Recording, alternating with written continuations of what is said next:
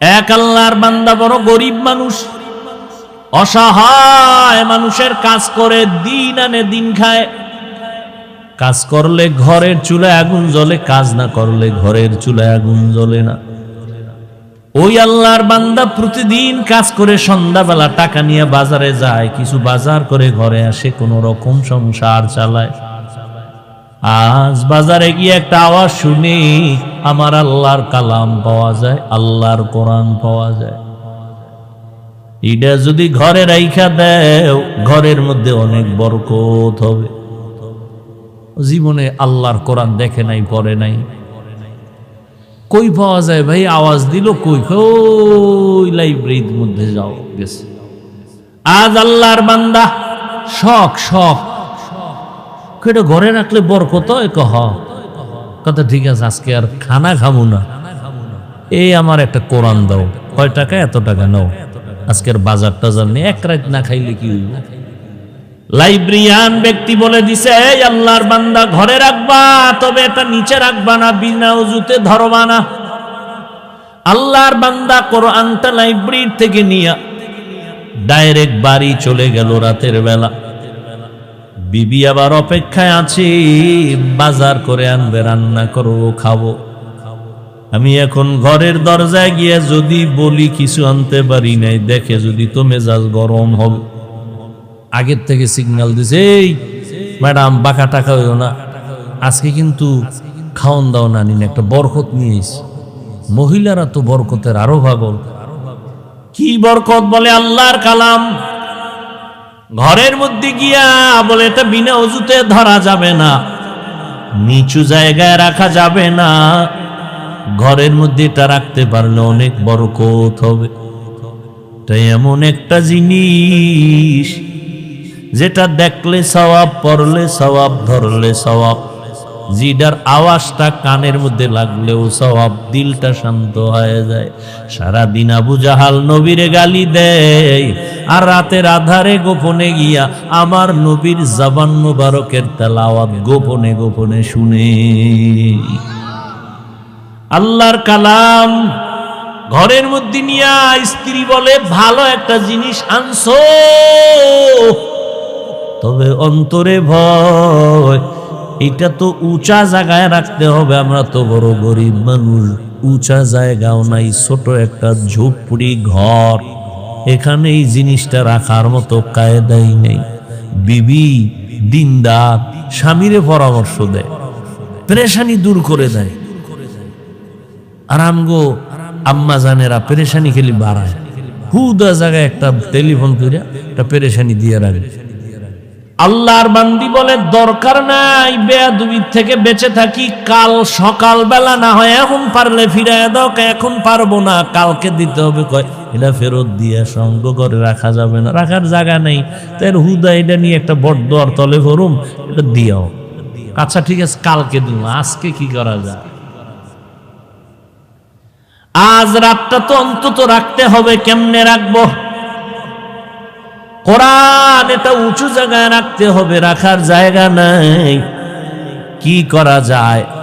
আল্লাহর বান্দি, ঈমানওয়ালা বান্দি, দ্বীনের মুহাব্বতওয়ালা বান্দি ডাক দিয়া কয়, স্বামী আমার, আমি একটা পরামর্শ দেই, দেখেন হয়নি কি? অর্ধরাত্র আমি মাথায় নিয়ে কোরআনটা দাঁড়ায় থাকবো, আপনি ঘুম যাবেন। বাকি অর্ধরাত আমি একটু বিশ্রাম করব, আপনি মাথায় নিয়ে দাঁড়ায় দাঁড়ায় কোরআন পাহারা দিবে। স্বামী বেচারা ডাক দিয়ে কয়, আল্লাহর শুকর, তুমি যেহেতু রাজি হয়ে গেছো, অর্ধরাত্র আজকে না ঘুমাইলে কি হবে, আমি কোরআন মাথায় নিয়ে দাঁড়ায় থাকব। দুইজনেই সিদ্ধান্তে এক হইয়া টাইম ভাগ করে অর্ধরাত আল্লাহর বান্দা মাথায় কোরআন নিয়ে দাঁড়ায় আছেন, বাকি অর্ধরাত স্ত্রী মাথায় কোরআন নিয়ে দাঁড়ায় আছে।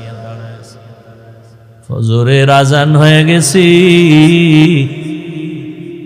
একজন একজন ওযু বানাইয়া যায় নামাজে নামাজ পড়লেন। নামাজের পরে বলে, এটারে ফেরত দিয়ে আসো, বেয়াদবি হবে, আল্লাহ বেজার হয়ে যাবে।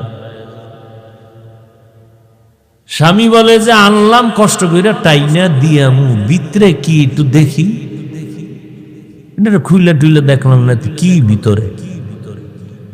একই যায় নামাজে দুইজন বইয়া এবার দেখতেছে, খুলতেছে পৃষ্ঠা, উল্টায় উল্টায় উল্টায় আঙ্গুল টানে আঙ্গুল টানে আঙ্গুল টানে দনোজন। মাওলা পাকের বড় কুদরত, মুহূর্তের মধ্যে শুরু থেকে শেষ পর্যন্ত আঙ্গুল টেনে টেনে টেনে টেনে লাইনে লাইনে পুরা কোরআনটা পৃষ্ঠা উল্টানো শেষ। এই মিয়া, আমরা এক খতম দিতে বেহুশ হয়ে যাওয়া লাগে। কোরআন এক খতম দিতে কত সময়। সাহাবায়ে কেরাম 3 দিনে এক খতম করেছেন। তামিমে দারি রাদিয়াল্লাহু আনহু প্রতি রাত 300 রাকাত নফল নামাজ পড়েছেন, ফরজের বাহিরে 300 রাকাত। সুবহানাল্লাহ তো কইছেন, বাসায় একটু হিসাব করেন দিয়ে এটা কেমনে সম্ভব? সুবহানাল্লাহ তো বলছেন, হিসাব করেন বাসায় বইয়া শুইয়া শুইয়া 300 রাকাত, কেমনে সম্ভব? আল্লাহ কয় আমি আল্লাহর কুদরতের দ্বারা সম্ভব। সময়ের মধ্যে আমি বরকত দেই। সময়ের বরকত এটা ধরা যায় না, বুঝার জিনিস, অনুভব করার জিনিস। এটা ক্যালকুলেটর কম্পিউটারে হিসাব মিলবে না। দনজন আল্লাহর কোরআন আঙ্গুল দিয়ে টানলেন। এইবার বলে, ও বিবি কিছু বুঝছো নি? তুমি শুনবানি। এইবার আল্লাহর বান্দি এই কথা বলায় স্বামী আশ্চর্য হয়ে গেল। কি শুনাবা তুমি? শুনো। এবার আল্লাহর বান্দি মোহাব্বতের সাথে শুনাইতেছে কোরআন তেলাওয়াত করে। আমার মাওলা কোরআনের নূর তাদের সিনার মধ্যে ঢুকায় দিয়েছে। সিনায় কোরআন মুখস্থ হয়ে গেছে। দুইজনে কোরআন মুখস্থ করে ফেলছেন। এটা মাওলা পাকের কুদরত। এটা বান্দার বিবেকের বাইরের কাজ। যতই ঘুরাইয়া চেষ্টা করবেন কাজ হবে না, কারণ আমগো মেমোরির জিবি ওই পরিমাণ নাই যে আল্লাহর কুদরতের মধ্যে গবেষণা করে কিছু বুঝবো। আল্লাহ যেটা বুঝার সুযোগ দিবেন বুঝবো। অতিরঞ্জিত করলে মেমোরি হ্যাং হয়ে যাবে। ঠিক নাকি? 2 GB মেমোরি ওয়ালায় যদি বলে 8 GBর মধ্যে যা আছে এটার ভিতরে ঢুকা, মেমোরি হ্যাং হবে, পিসি হ্যাং হবে, মনিটর হ্যাং হবে, গোষ্ঠী শুদ্ধা হ্যাং। আল্লাহর কালাম দা হাত দিয়া দিয়া লাইনে টানছে। ও যুবক, ও পর্দার আড়ালের আম্মা জানেরা, ও বৃদ্ধ বাবাজি, মাওলার কোরআনের বয়ান শুনতেছেন। শুনতে শুনতে শুনতে শুনতে বয়স বুড়া হয়ে গেলেন, দাড়ি পেকে গেল, মরণের ভাব। রমাজানুল মোবারকে তারাবির নামাজ পড়েন, খতম পড়েন, কোরআন শুনেন, কপাল বড় খারাপ। একটা দিনও খুইলা দেখলেন না মাওলার কোরআনের ভেতরে কি। কপাল বড় খারাপ। সেই ছোটবেলার থেকে কোরআন কোরআন শুনতেছেন, বয়ান শুনতেছেন, কোরআন তেলাওয়াত একটা দিন দেখলেন না যে দেহি তো ভিতরে কি আছে। এত সুন্দর কিতাব, যেটা এত বরকত, এত সওয়াব, দেখলে সওয়াব, শুনলে সওয়াব, পড়লে সওয়াব, ধরলে সওয়াব। একদল আল্লাহর বান্দা টুপিওয়ালারা বলে কোরআনের অর্থ না জেনে পড়লে লাভ নাই। এরা ধোঁকাবাজ, এরা বাতিল। বরং রমজানে পড়বেন আরো বেশি সওয়াব। রমজানে আল্লাহর সেই পবিত্র কালাম মহাগ্রন্থ আল কুরআন, কি মহিমা এ মাসেই হয়েছে তার আগমন। আল্লাহর সেই পবিত্র কালাম মহাগ্রন্থ আল কুরআন, কি মহিমা এ মাসেই হয়েছে তারা আগমন। এক নেকে শতুর রহমান, দেন ফরজ নফল ফরজ সমান।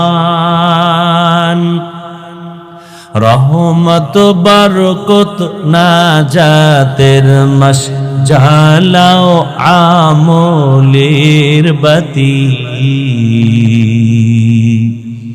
ভুলবো না ভোলা যায় নাকি মাহে রমজানের স্মৃতি। ভুলবো না ভোলা যায় নাকি মাহে রমজানের স্মৃতি। এ মাসের কত ফজিলত জানো কি মুসলিম জাতি।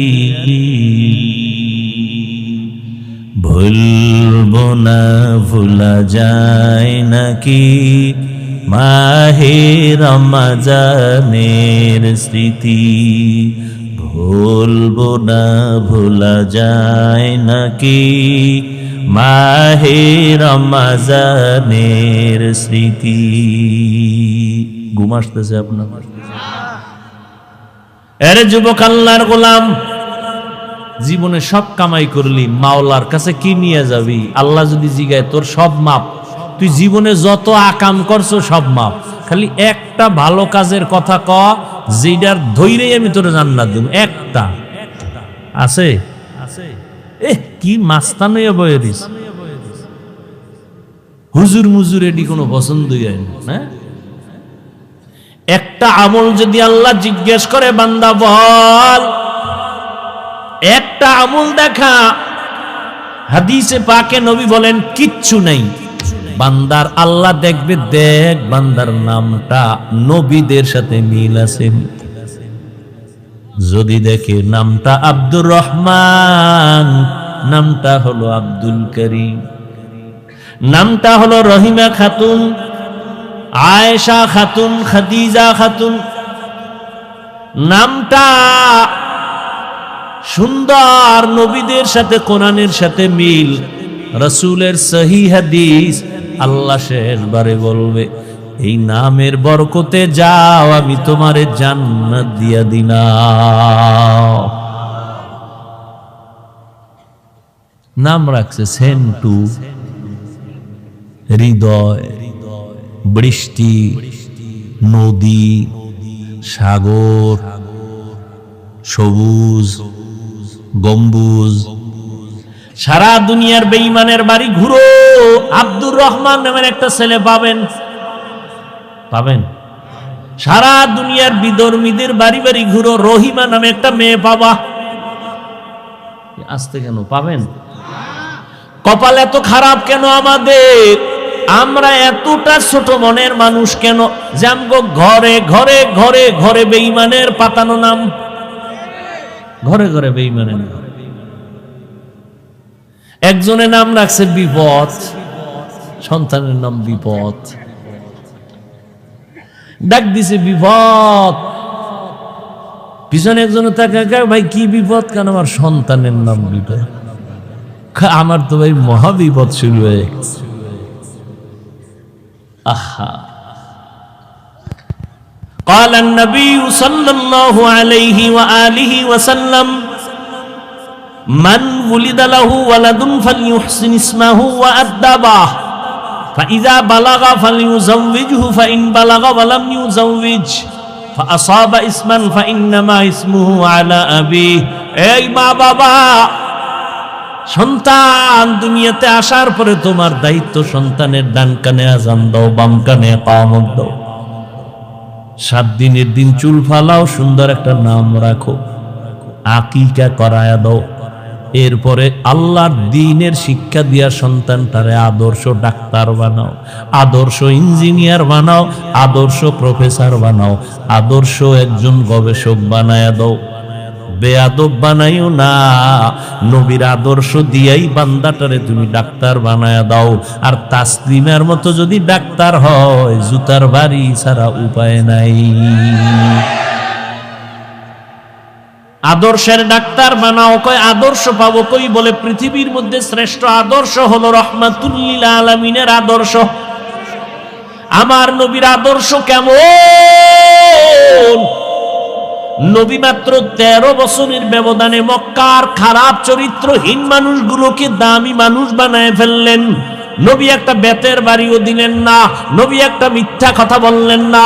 কেমন মায়ার নবী আমার! নবী একটা গালিও দিলেন না। হাজার হাজার হাজার গালি আসছে, নবী একটা গালির জবাবও দিলেন না।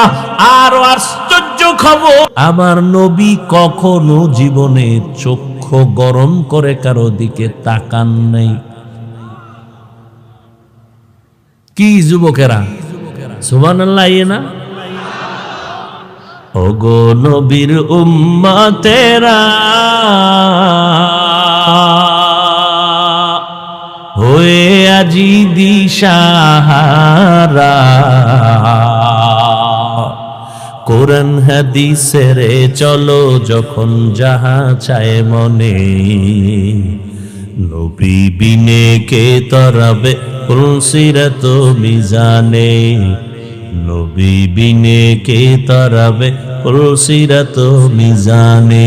চলো চলো চলো মুমিন চলো নবীর সন্ধানে,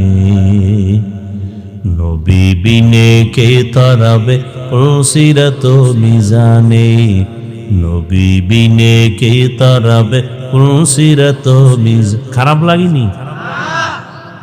এই গান গাইলে আমি পারি না গাইতে। এই বিছনায় প্রস্রাব করি, বুঝো কত ছোড়ো।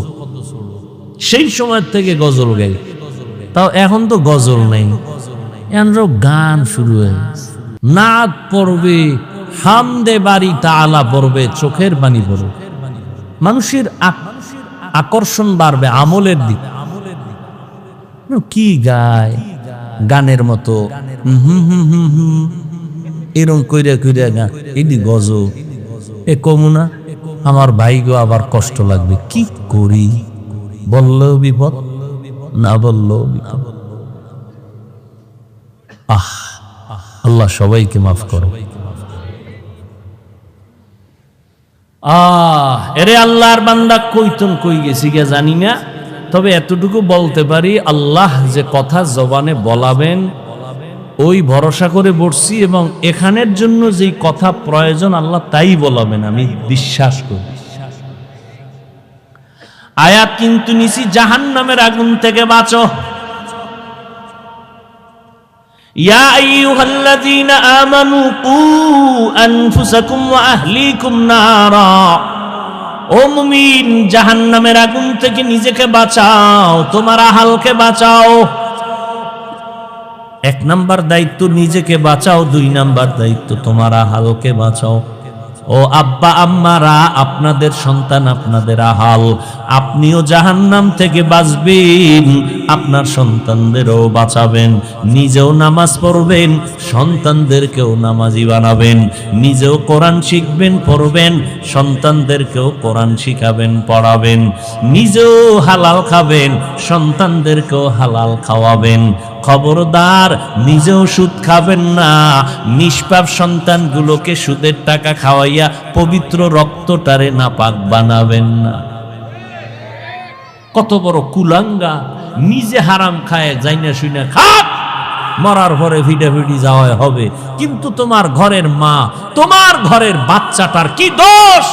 ও রক্ত তো পবিত্র, ওকে কেন হারাম টাকা খাওয়ায় রক্ত নষ্ট করলা?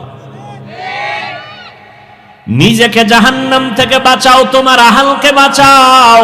ও স্বামী, নিজেকে জাহান্নাম থেকে আগে বাঁচাও, তোমার আহাল তোমার স্ত্রীকে জাহান্নাম থেকে বাঁচাও।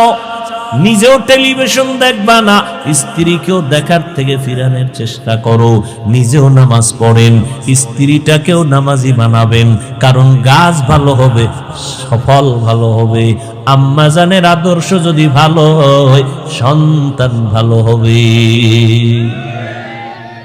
এই দুনিয়াতে যত ভালো ভালো সন্তান আছে সব হলো মা বাবার অবদান, মায়ের আদর্শের কারণে। মায়ের আদর্শ ভালো তো সন্তান ভালো। যেই গাবি ভালো ওই গাবির দুধ বেশি হয়। আপনারা গাবি কিনতে যান দুধ পান করার জন্য, আগে জিগায় মায়ের দুধ কয় কেজি হইতো, কয় 20। তাহলে বাচ্চাটার অন্তত 15 কেজি হতে পারে, ঠিক নেই? একটা গাবি কিনতে গিয়া মায়ের খবর নিলেন, একটা বিবাহের পাত্র দেখতে গিয়া পাত্রীর কাছে জিগাইলেন না এর মা পর্দা করেনি, এর মা কোরআন পড়তে জানেনি। কারণ মা যদি কোরআন পড়নেওয়ালা হয়, পর্দা করে, মেয়েটাও পর্দা করার মধ্যে আসতে পারে, ফায়দা হবে, কোরআন পড়লে লাভ হবে। ঘরের মধ্যে আম্মা জান কোরআন পড়বে, রহমতের ফেরেশতা ঘরটা পাহারা দিবে। জাহান্নামের আগুন থেকে নিজেকে বাঁচান, আহালকেও বাঁচান। কেন? বলে ওয়াকুদুহান নাসু ওয়াল হিজারা, জাহান্নামের আগুনের ইন্ধন হবে মানুষ আর পাথর। দুনিয়ার আগুন আগুন, জাহান্নামের আগুনটাও আগুন। দুনিয়ার আগুনের দ্বারা মানুষের উপকার হয়, মাঝে মাঝে ক্ষতিও হয়, কিন্তু জাহান্নামের আগুন সব সময় ক্ষতি আর ক্ষতি আর ক্ষতি। দুনিয়ার আগুন নরম, জাহান্নামের আগুন বড় হাত। দুনিয়ার আগুন হাতে লাগলে হাত জ্বলে, পাও জ্বলবে না। জাহান্নামের আগুন যে কোনো জায়গায় শরীরে লাগবে, কলিজাটা পর্যন্ত ভুনা হয়ে যাবে। দুনিয়ার আগুন জ্বালাইতে নরম জিনিস লাগে, খের কুটা কেরোসিন। জাহান্নামের আগুন এত ভয়ঙ্কর, আল্লাহ বলেন এই জাহান্নামের আগুন প্রজ্বলিত করতে আমি প্রথম শক্ত জিনিস ব্যবহার করব। আর ওই শক্ত কি ব্যবহার করব জানুনি মানুষ? আমি জাহান্নামের আগুন জ্বালাইতেই ব্যবহার করব মানুষ আর পাথর। কোন মানুষ বলা যায় না, কোন মানুষ দিয়া জাহান্নাম বানাবেন বলা যায় না। রাসূলের সাহাবী আবু হুরায়রা রাদিয়াল্লাহু তাআলা আনহু, একজন মুহাব্বতের সাহাবী বলেন, ও ভাই আবু হুরায়রা, আপনি নবীর সোহবতে বেশি সময় কাটাইছেন, নবীজির এমন একটা হাদিস আমাকে আপনি শুনাইবেননি? আবু হুরায়রা রাদিয়াল্লাহু তাআলা আনহু বলেন, ঠিক আছে আসেন আমি শুনাবো। একটা নির্জন জায়গায় বসছে, দুইজনে বই আবু হুরায়রা বলেন, ও ভাই, ওই হাদিসটা আমি আপনাকে আজকে শোনাবো যেই হাদিস আমাকে নবী শুনাইছেন। এই রকম নিরিবিলি একটা ঘর, কেউ ছিল না, রহমতের নবী আর আমি আবু হুরায়রা ছাড়া কেউ নাই। এ কথা কইয়া একটা চিৎকার দিয়ে বেহুশ হয়ে পড়ে গেছে। আবু হুরায়রা রাদিয়াল্লাহু আনহু হুশে আসছেন। হুশে আসার পরে আবার বলতেছেন, ভাইজান আমি ওই হাদিসটা আপনাকে শোনাবো যেই হাদিস আমাকে নবী মোহাব্বত লাগায় শুনাইছেন। এমন একটা নির্জন জায়গা যেখানে নবী আর আমি আবু হুরায়রা ছাড়া কেউ ছিল না। আবু হুরায়রা এই কথা বইলা আবার একটা চিৎকার মেরে বেহুশ হয়ে গেছে। আবার হুশে আইসা আবার বলেন, ওই হাদিসটা শোনাবো যেই হাদিসটা নবী আমাকে একা একা শুনাইছেন। আবার বেহুশ। এইভাবে কয়বার বেহুশ? কয়বার? চতুর্থবারে কয়, ভাই শুনেন, মায়ার নবী হাদিস আমাকে শুনাইছেন, কিয়ামতের ময়দান কায়েম হয়ে যাবে। আবু হুরায়রা কাঁদেন আর বলেন, নবীজিও কান্না করে হাদিসটা শুনাইছেন। কিয়ামতের ময়দান কায়েম হয়ে যাবে। ময়দানটা সমতল, এই জমিনটাই হবে কিয়ামতের মাঠ। এই যে আমরা জমিনে বসে আছি, এটাই কিয়ামতের মাঠ। কিচ্ছু থাকবে না, পুরা জমিনটা সমতল হয়ে যাবে। আল্লাহ পাক মানুষগুলোকে উঠাবেন, সব মানুষ দাঁড়াবে, নারী পুরুষ সব একেবারে উলঙ্গ। সূর্যটা নিচে নেমে আসবে, সূর্যর তাপ জমিনে দেওয়া হবে। অপর দিকে জাহান্নামের আওয়াজ, ওদিকে আমার আল্লাহ রাগান্বিত আওয়াজ দিয়ে বলবেন, লিমানিল মুলকুল ইয়াউম, লিল্লাহিল ওয়াহিদিল কাহ্হার। হাসরের ময়দানটা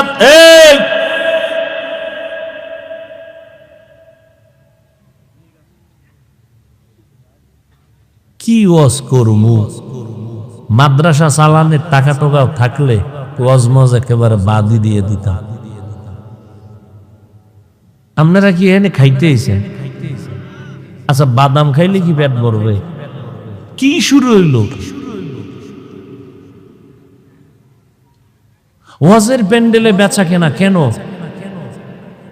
কিছু আল্লাহর বান্দা আছে এতটা মূর্খ, এতটা দুর্বল অন্তর ইমান, ওয়াজে একটা বেলুন কিনতে কিনতে বাড়ি যায়, বেলুন কেলে মাছের ছবি কিনে, এখানে হইতেছে জান্নাতের বাগান সওয়াব, আর ওদিকে মার্কেটে হইতেছে ডাইরেক্ট স্পষ্ট তাজা কবিরা গুনাহ, নারী পুরুষ সমানে করতেছে। কি এক ওয়াজ! আহা, এই জন্য ওয়াজ বাড়ছে কিন্তু ফলাফল জিরো। মসজিদ সুন্দর, মুসল্লিদের অন্তর সুন্দর না।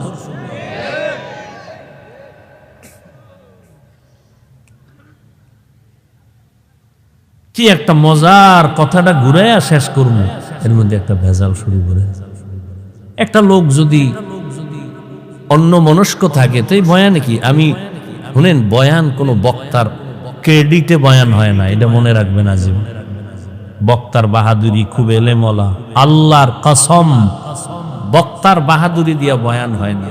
যত বড় পিসাব হোক আর যত বড় কামেল অলি হোক, বয়ান হয় এই শ্রোতাদের কলবের আকর্ষণে।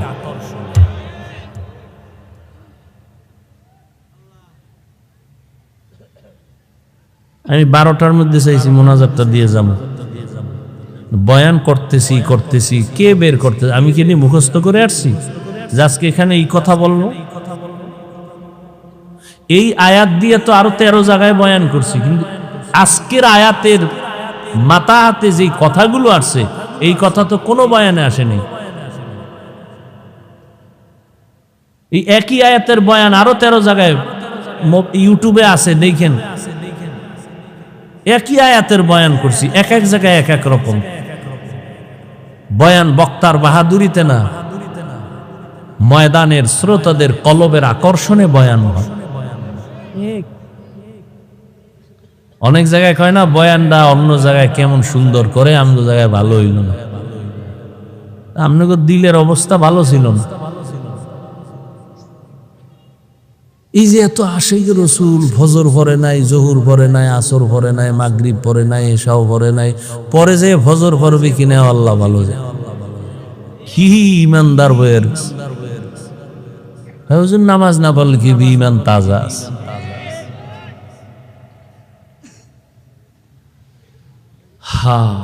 আবু হুরায়রা রাদিয়াল্লাহু তাআলা আনহু কান্না করলেন আর বললেন, কিয়ামতের মাঠ কায়েম হয়ে যাবে, আল্লাহ পাক রব্বুল আলামিন কাহ্হারিয়াতের আওয়াজ দিবেন, হাসরের ময়দানের মানুষগুলো পাগল, সব উলঙ্গ। আম্মা জান আয়েশা রাদিয়াল্লাহু আনহা কয়, নবী লজ্জা করবে না? নবী বলেন, হাসরের মাঠ এমন ভয়ঙ্কর, কান্না করে করে মানুষ পাগলের মতো হয়ে যাবে, কেউ কারো দিকে তাকানোর সুযোগ হবে না। এমন ভয়ঙ্কর হাসরের মাঠ। আমার মায়ার নবী কান্না করেন, হাসরের মাঠের হালাতের কথা ভেবে ভেবে কাঁদতেছেন। এত এলেম, এত আমল, এত তাকওয়া, আবু বকর, ওমর, ওসমান জান্নাতের টিকিট পাইয়া তারাও কাঁদতেছেন, আল্লাহর আদালতে কেমনে দাঁড়াবো? আবু হুরায়রা বলেন, আল্লাহ আদালত কায়েম করবেন, 3 জন মানুষকে আল্লাহ ডাকবেন, 3টা ব্যক্তিকে ডাকবেন, পিওর মানুষ, দুনিয়ার সমস্ত চোখ বলে 3 জন বিনা হিসাবে জান্নাতি। খুব খেয়াল করেন, আবু হুরায়রা বলতেছেন, নবী ওই হাদিসটা শুনাইছেন, কিয়ামতে আল্লাহ 3 জন ব্যক্তিকে ডাকবেন, দুনিয়ার চোখ বলে ওই 3টা মানুষ বিনা হিসাবে জান্নাতি। কারা বলে? দুনিয়ার দুনিয়ার চক্ষু দেখা বলবে তিনজন কি? আবু হুরায়রা বলেন ওই তিনটা মানুষ জান্নাতি আল্লাহ ডাকবেন। প্রথম ব্যক্তিকে ডাকবেন, তিনি হবেন যুদ্ধের ময়দানে গলা কাটা শহীদ। আর একজন ডাকবেন, তিনি বড় হুজুর মাওলানা। আর একজন ডাকবেন, যিনি কোটি কোটি টাকা দান করে মাদ্রাসা মসজিদ করেছে। আপনাদের চোখ কি বলে? এরা জাহান্নামী। সবাই বলে এরা জান্নাতি। আবু হুরায়রা রাদিয়াল্লাহু আনহু কাঁদেন আর বলেন, নবী বলতেছেন ওই শহীদকে আল্লাহ জিজ্ঞাসা করবেন, এই শহীদ, তুমি যুদ্ধের ময়দানে গলা কাটছো কেন বলো? শহীদ বলবে, আল্লাহ তোমার দ্বীনের জন্য আমি গলা কেটে দিলাম বেঈমানের মোকাবেলায়। কত মানুষে জানে তুমি দ্বীনের জন্য করছো, মানুষে তো উপরেরটা জানে, আমি তো ভিতরের কলবেরটা জানি। আমি আল্লাহ জানি তুমি তো আল্লাহর দ্বীনের জন্য করো নাই, তুমি করছো তোমারে সবাই বীর মুজাহিদ বলবে, তোমাকে উপাধি দেবে তুমি বীর যোদ্ধা, তুমি বীর পুরুষ, তুমি এই নিয়তে আসছো ময়দানে। আমি তো জানি তোমার অন্তরের হালাত। তখন বান্দা ভয়। আবু হুরায়রা বলেন, নবী বলতেছেন আমার আল্লাহ রাগান্বিত হয়ে বলবেন, এই জাহান্নামের ফেরেশতা, এই নাফরমানের ধর, জাহান্নামের শিকল দিয়া বাঁধো। যুদ্ধের ময়দানে গলা কাটা শহীদ, আল্লাহ বলবে কে জাহান্নামের শিকল লাগাইয়া জাহান্নামের দিকে নিয়ে যাও। আল্লাহর অর্ডার হবে, জাহান্নামের শিকল লাগাইয়া জাহান্নামের দিকে নিয়ে যাওয়া হবে। এরপরে আল্লাহ ডাকবেন, এই মাওলানা সাহেব দাঁড়াও, আমি আল্লাহ তোমাকে ব্রেন দিয়েছি, তুমি অনেক কোরআন হাদিসের জ্ঞান অর্জন করে কি করেছো বলো? বলবে, আল্লাহ আমি তোমার দ্বীনের দাওয়াত দিয়েছি, কোরআন হাদিস শিখা মানুষের বয়ান করেছি। কেন কেন? তোমার সন্তুষ্টির জন্য। কয় না না, মানুষ জানে তুমি আমার জন্য কাজ করছো, আর আমি আল্লাহ জানি তুমি নিজেকে মাওলানা বানানোর জন্য টুপি লাগাইছো, মানুষের বাহা বাহা পাওয়ার জন্য তুমি এই বেশ ধরেছো, মানুষের ধন্যবাদ পাওয়ার জন্য তুমি এগুলো করছো। আমি আল্লাহ জানি তোমার অন্তরের হালাত। তোমারে মাঝে মাঝে মুক্তি সাপ না বললে কষ্ট পাইতা, মাওলানা না বললে কষ্ট পাইতা। এগুলো তো দুনিয়ার জন্য, তুমি দুনিয়া কামাই করার জন্য এলেম শিখছো, দুনিয়ায় পেয়ে গেছো, আমার কাছে কিছু নাই।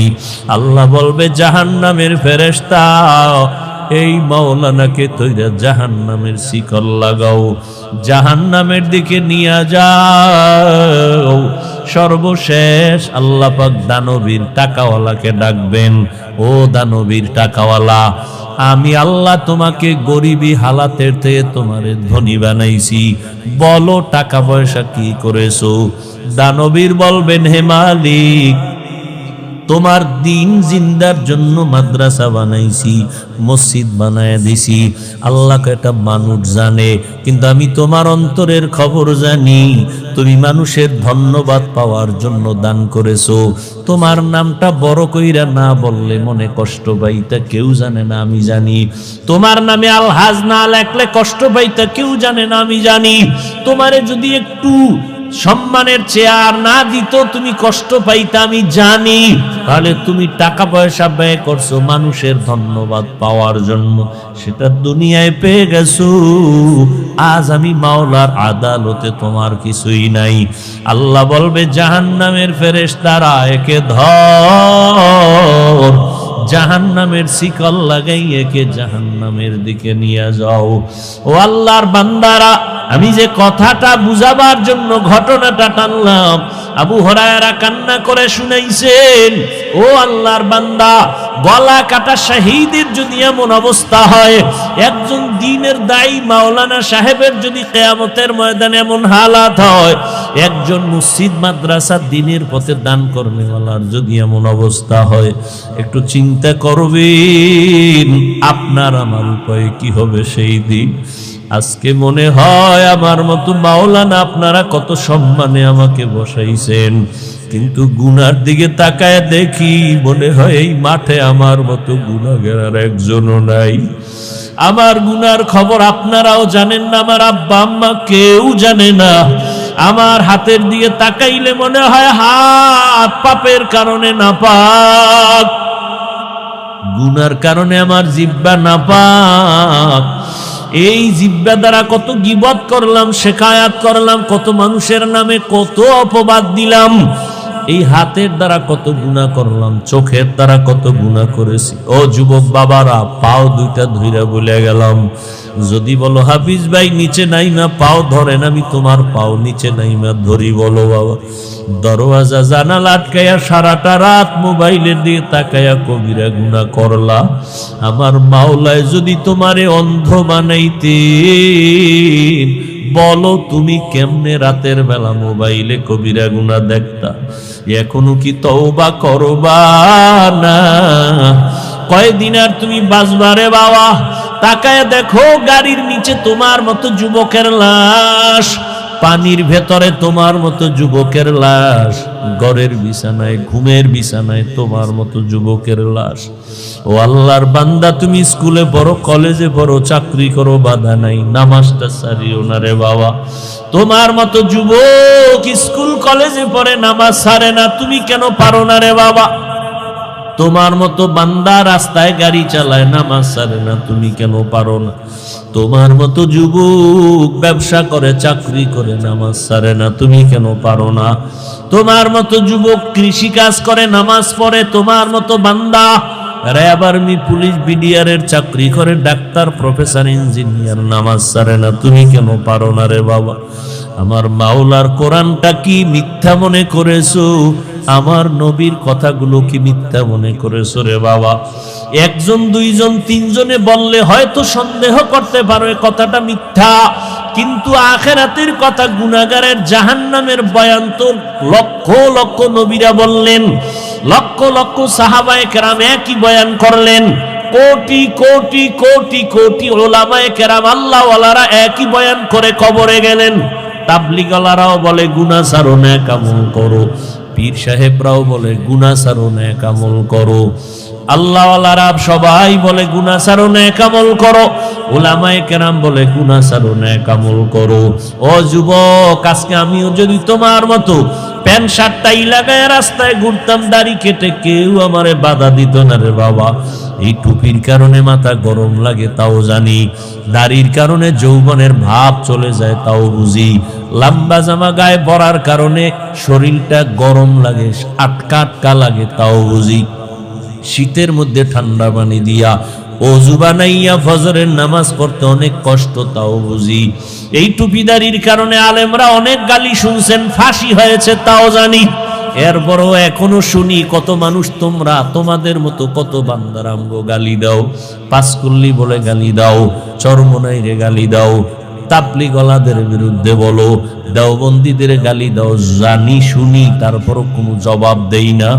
বাবা, এরপরও কেন টুপি ফালাই না, নামাজ ছাড়ি না, দাড়ি কাটি না? একমাত্র কারণ আমার কবরে আমি যাব, তুমি যাবা না। আমার কবরে আমার এই জামা কাপড় বেলেট দিয়ে আমার আপনজন কেটে কেটে রেখে দিবে।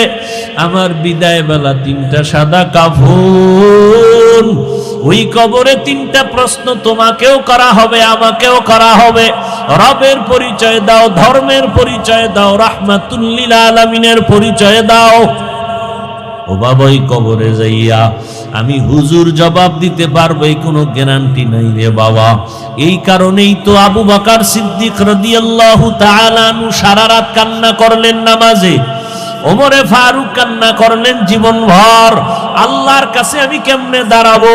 উসমান রাদিয়াল্লাহু তাআলা আনহু কান্না করলেন, কবরে আমার কি উপায় হবে।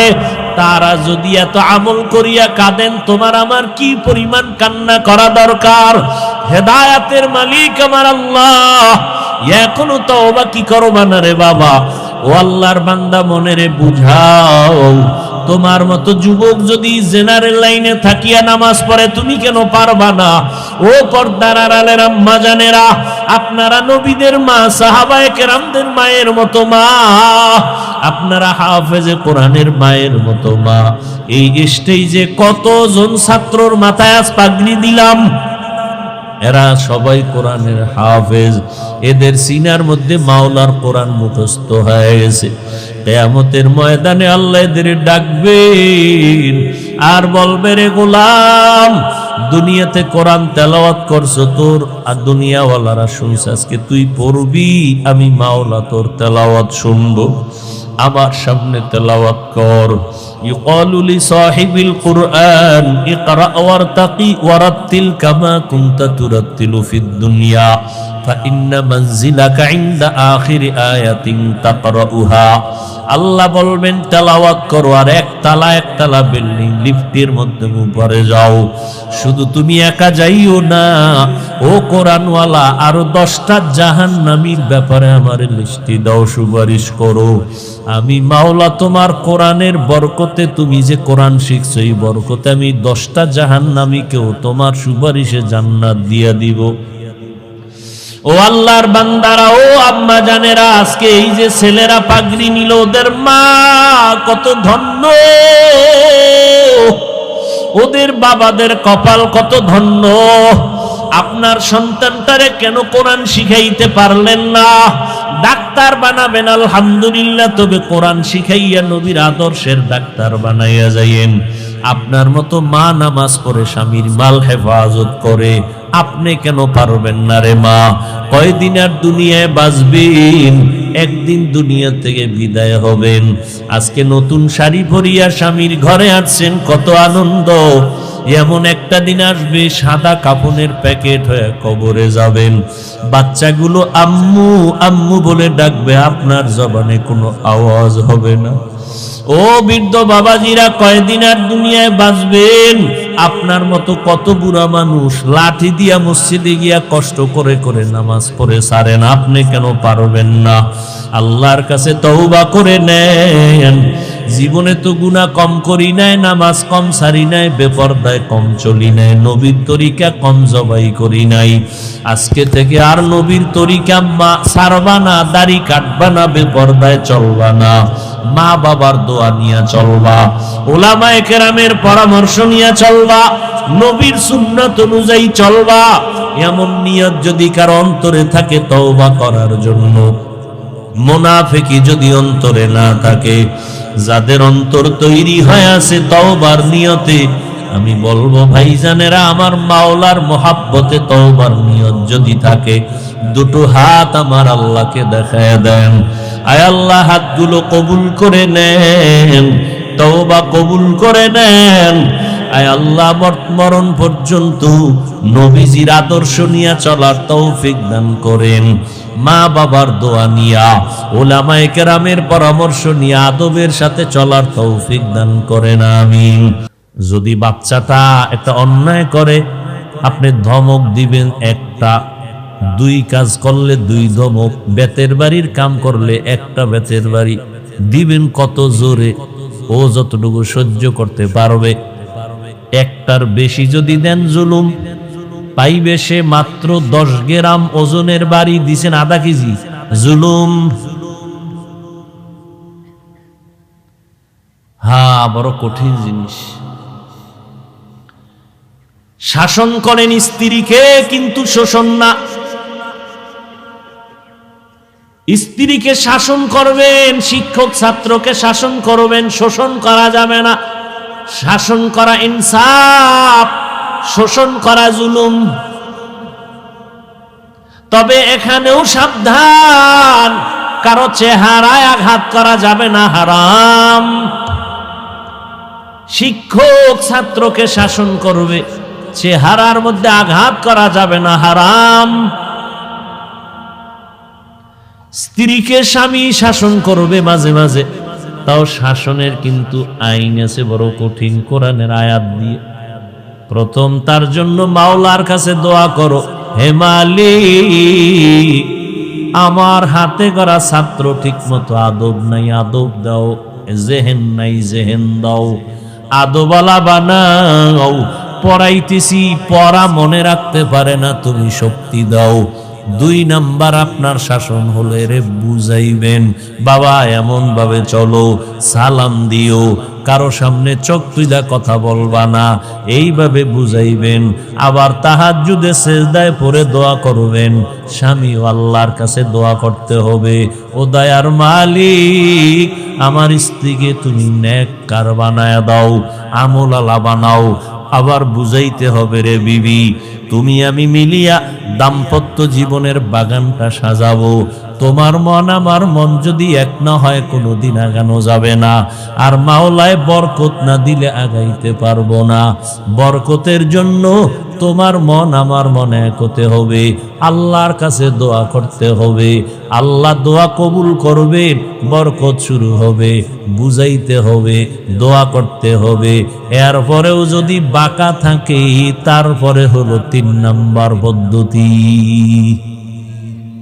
এত সোজা?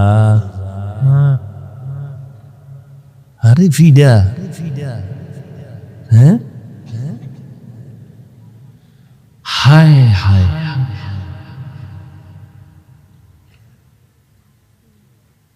আল্লাহ আমাদেরকে মাফ করে দেন। আমরা যারা এরকম অনেক অনেক আল্লাহ ধরলে উপায় আসেনি, আল্লাহ আমাদেরকে মাফ করে দেন। কথা দ্বারা জুলুম, হাতের দ্বারা জুলুম। হাত বলবে আল্লাহ তোমার বান্দা, এই উঠেন কেন, আমিও কিন্তু উঠবো। মাথা ব্যথা করে, আচ্ছা যাও, আল্লাহ সুস্থ করে দেন। গেলে একসাথেই যাই কি, আমারে বয়ে ধুইয়ের পরে হুজুর চালায় জানি তো পুরান ওয়াজ, আমি একটু বিড়ি টেরি টাইম নিতেছি।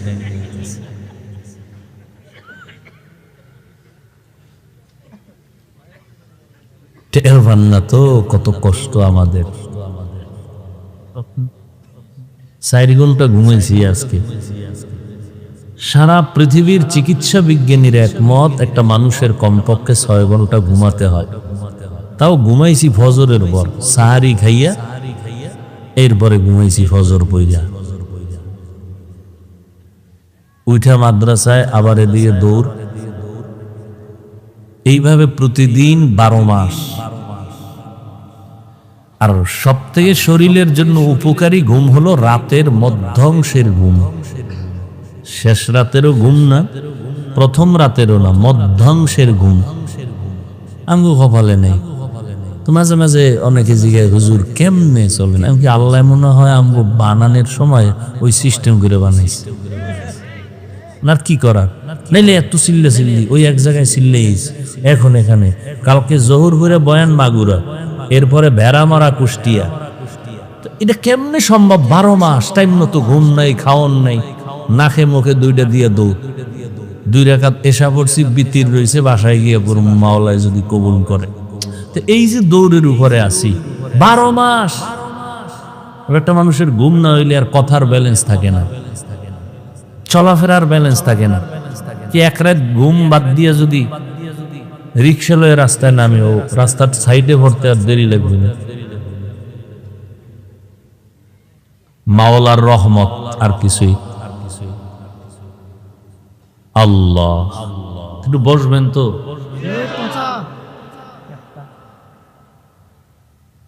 হাত আল্লাহর সামনে বলবে, হে মালিক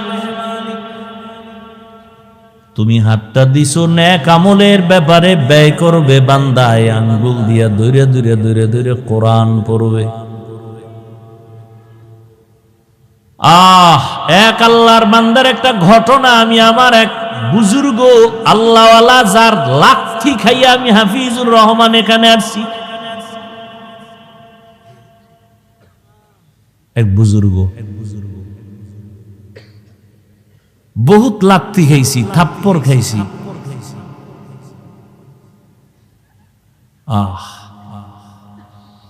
তার জবানে ঘটনা শুনছি। এটা বললাম কেন? ছিদ্রান্বেষণকারীরা তো বয়ে রয়েছে। কইবে এটা কোন কোরআনের ঘটনা কইল? আল্লাহ, এক আল্লাহর বান্দা বড় গরিব মানুষ,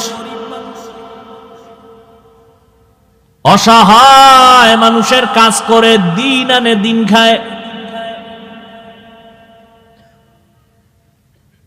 কাজ করলে ঘরের চুলায় আগুন জ্বলে, কাজ না করলে ঘরের চুলায় আগুন জ্বলে না।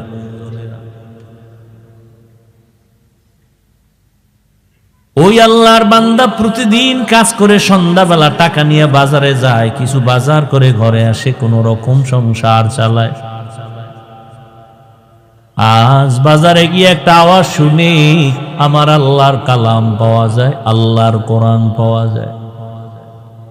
এটা যদি ঘরে রাইখা দেও, ঘরের মধ্যে অনেক বরকত হবে।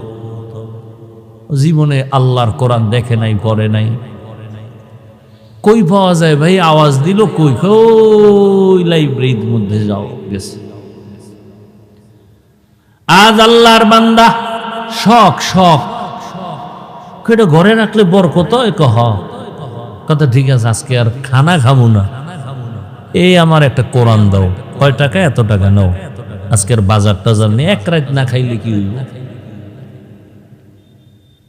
লাইব্রেরিয়ান ব্যক্তি বলে দিছে, এই আল্লাহর বান্দা ঘরে রাখবা, তবে এটা নিচে রাখবা না, বিনা উজুতে ধরবা না। আল্লাহর বান্দা কোরআনটা লাইব্রেরি থেকে নিয়ে ডাইরেক্ট বাড়ি চলে গেল রাতের বেলা। বিবি আবার অপেক্ষায় আছে, বাজার করে আনবে, রান্না করবো, খাবো। আমি এখন ঘরের দরজায় গিয়ে যদি বলি কিছু আনতে পারি নাই, দেখে যদি তো মেজাজ গরম হবে। আগের থেকে সিগন্যাল দিছে, এই ম্যাডাম বাঁকা টাকা হইও না, আজকে কিন্তু খাওন দাও না, নিন একটা বরকত নিয়েছি। মহিলারা তো বরকতের আরো পাগল। কি বরকত? বলে আল্লাহর কালাম। ঘরের মধ্যে গিয়া বলে এটা বিনা অজুতে ধরা যাবে না, নিচু জায়গায় রাখা যাবে না, ঘরের মধ্যে এটা রাখতে পারলে অনেক বরকত হবে। তাই এমন একটা জিনিস যেটা দেখলে সওয়াব, পড়লে সওয়াব, ধরলে সওয়াব, জিডার আওয়াজটা কানের মধ্যে লাগলেও সওয়াব, দিলটা শান্ত হয়ে যায়। সারাদিন আবু জাহাল নবীরে গালি দেয়, আর রাতের আধারে গোপনে গিয়া আমার নবীর জবান মুবারকের তেলাওয়াত গোপনে গোপনে শুনে। মায়ার নবীর জবান মুবারকের তেলাওয়াত আরো কতই না সুন্দর। হাসরের ময়দানে আমার আল্লাহ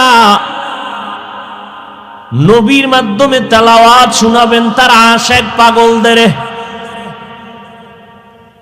আজ আমরা নবীরে পাই নাই, নবীরে দেখতে পারি নাই, জবানেও তেলাওয়াত শুনতে পারি নাই। আমার মাওলার কোরআন এত মজার, দুনিয়াতে একটা গজল বারবার কইলে ভালো লাগে না, গান একবারের বেশি ভালো লাগে না, এক কবিতা বারবার ভালো লাগে না। আর কোরআন যত শুনি কেমন যেন ততই মজা লাগে। এতই মজা মরা পর্যন্ত তৃপ্তি মিটে না। কিন্তু কপাল খারাপ, আজ আমার যুবক বাবারা, বৃদ্ধ বাবাজিরা, পর্দার আড়ালের আম্মা জানেরা, বোনেরা, কেউ কোরআন পড়ে না। ফজরের নামাজের পরে কই তেলাওয়াত গেল, কই মক্তব নাই, তেলাওয়াত নাই। অথচ আমি শুনছি একজন বড় ভালো ব্যক্তির থেকে, মিশর এলাকায় নাকি যারা চাষাবাদ করে ওরাও কোরআন পড়ে শুদ্ধ করে। আল্লাহর কোরআন যেই ঘরে থাকবে রহমত। ওয়া নুনাজ্জিলু মিনাল কুরআনি মা হুয়া শিফাউ ওয়া রাহমাতুল লিল মুমিনিন ওয়া লা ইয়াজিদুয যালিমিনা ইল্লা খাসারা। আল্লাহর কালাম ঘরের মধ্যে নিয়া স্ত্রী বলে ভালো একটা জিনিস আনছো, তবে অন্তরে ভয়, এটা তো উঁচা জায়গায় রাখতে হবে, আমরা তো বড় গরিব মানুষ, উঁচা জায়গাও নাই, ছোট একটা ঝুপড়ি ঘর, এখানে এই জিনিসটা রাখার মতো কায়দাই নেই। বিবি দিনদার স্বামীরে পরামর্শ দেয়, পেরেশানি দূর করে দেয়, আর আমগো আম্মা জানেরা পেরেশানি খেলি বাড়ায়, হুদা জায়গায় একটা টেলিফোন করে একটা পেরেশানি দিয়ে রাখে।